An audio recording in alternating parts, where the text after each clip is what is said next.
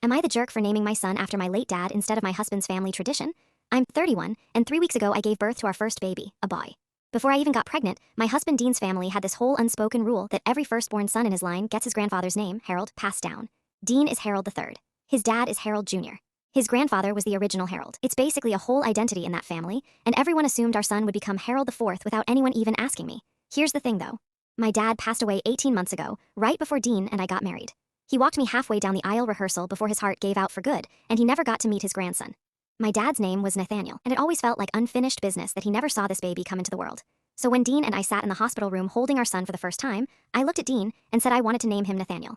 Dean didn't even hesitate. He said his dad would understand, and that Harold IV could just be a middle name if his family really needed it. We named our son Nathaniel Harold, and for about 4 days I thought everything was fine. Then Dean's mother, Carol, came to visit and saw the birth certificate on the fridge. She went quiet, then asked why Harold wasn't first. I explained about my dad, gently, thinking she'd understand grief.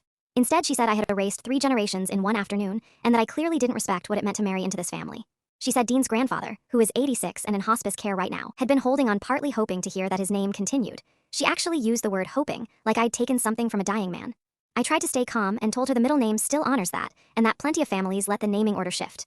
Carol wasn't having it. She called Dean's Aunt Pam, who then called me directly to say I was being selfish during the most important naming decision of the family's future, and that I could have picked literally any other way to honor my father. Pam suggested we could have used Nathaniel as a middle name instead and kept Harold first, like normal people do. That's when I lost my patience a little. I told Pam that my father died without meeting his grandchild, that I carried this baby for 9 months while grieving him, and that I get to have a say in what my own son is called. Pam went quiet, then said something about how I clearly don't understand what family loyalty means, and hung up. Dean has been mostly supportive, but even he admitted his family is now treating Thanksgiving like it might be awkward, and his mom hasn't said much to me directly since, just cold one-word texts to Dean asking how the baby is doing, never using either name at all. My own mother thinks Carol is being dramatic, and that I did something beautiful, but Dean's grandfather apparently mentioned to Dean on a phone call that he was disappointed, but still wanted to meet the baby before anything happens to him, which honestly broke my heart a little.